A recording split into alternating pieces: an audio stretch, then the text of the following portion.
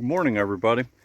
Got our first day working on trying to turn our back, oh, it's about 2 acres, 2.5 acres, somewhere around that, our back wooded area into silvopasture. There's a few areas that are already a little bit thinned out naturally. They had some trees fall, so it opened up the canopy a little bit. But I've talked about it on other videos. If you don't recognize this is where we rotate our pigs, normally May through November. We have pigs back in this section, but we want silvopasture for a couple of reasons. We want more grasses on the property, and then if we don't have pigs back here, we can always turn that in. We can always section this off if it's cleared off more. Our sheep, goats, or later on we get cattle, we could run them through this section as well. So that would be another 2 acres of pasture, which is valuable. Every acre helps right now. So it's primarily really overgrown, although in the last 2 years that we've been working out here, we've cut out a lot of the small undergrowth. A lot of it. There was way more before when we moved here. You really couldn't hardly even walk through it when we moved here. So the pigs have done a bunch over the last couple of years, and then we're clearing them out. There's, in this section, you see there's a cedar tree right behind me. Locust.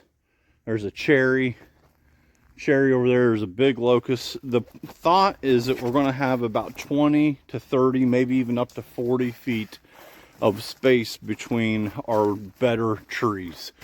And when I say better, we're trying to keep majority. We have a decent bit of walnut, cherry, a variation. It's an oak. It's not a true white oak. It's some type of variant off of the white oak family. But we're keeping the oak, cherry, walnut, and there's a few hickory back here as well.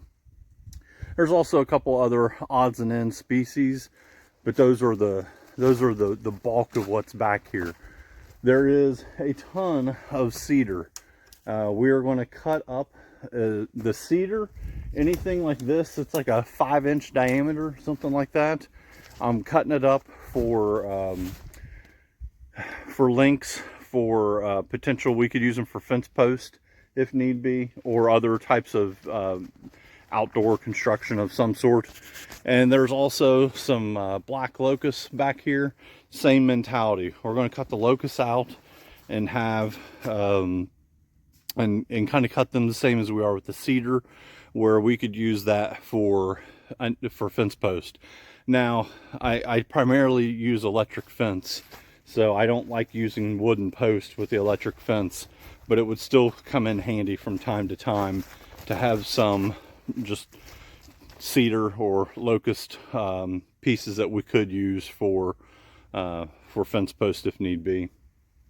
It's going to be a long process. It's going to take a long time for us to clear this out.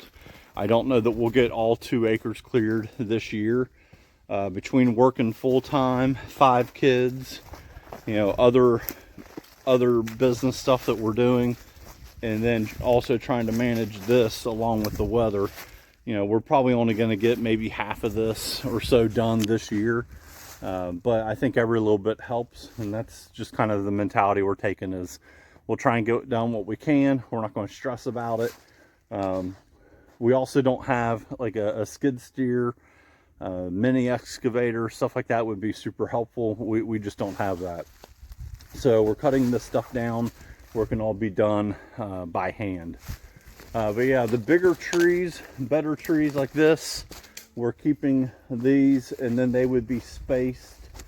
They would be spaced about every 20 to 30 feet apart from another large tree. We want enough of the canopy to come open that we're getting sunlight hitting the ground all around the tree bases, which can help bring up some of the grasses that are already here and allow them to flourish a little bit more, so we can turn this into a little bit more of a pasture. We don't want to take too much of it. The reason why I said we don't want to take too much, this is on a decent incline. This is on a pretty good hill. I've talked about that a lot in other videos.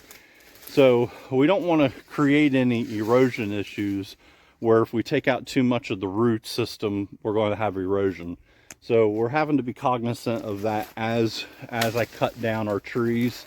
But like there's already some, you know, that cedar's been down ever since we moved here.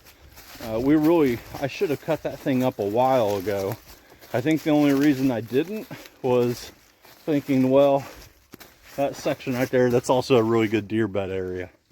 But, you know, opening this up and then just kind of spacing out every 20, 30, 40 feet, finding the best trees and letting them have a chance to really take off and thrive. So it's selective cutting, selective process to figure out what we want here, what we don't.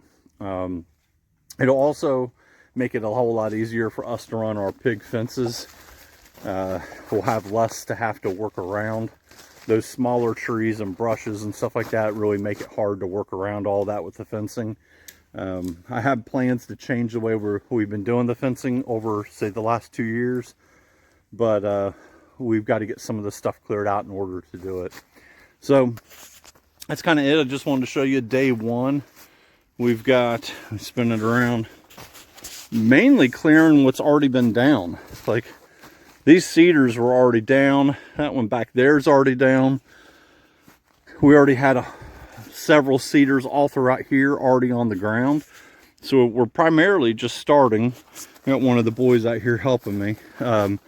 We're primarily just starting with kind of cleaning up what's been down on the ground already. Get it removed so that when we do fell the tree, we have more room to work with and we're not getting everything that's tangled and it's a little bit more organized.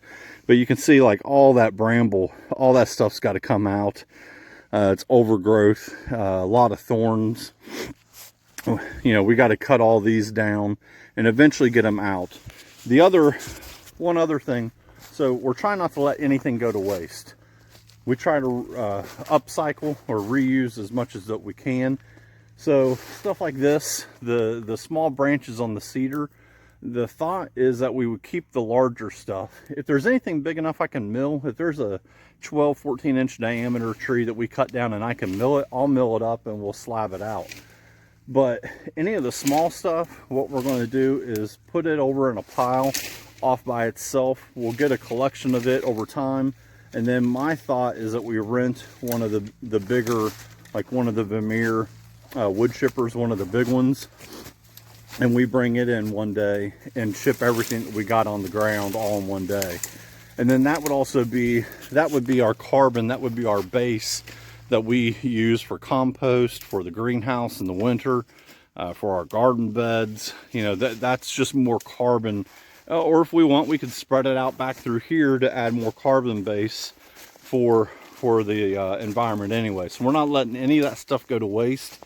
I really don't plan to burn any of it. We're going to try to save it to where we can mulch it all up and use it. Put it to good use. Compost would probably be the best thing I can think of. Compost or using it in our greenhouse in the wintertime like we do for the bedding for the chickens. But either way, just kind of wanted to give you all an update on day one of starting our Silvopasture journey. But really appreciate you all watching. Like and subscribe. See you all next time.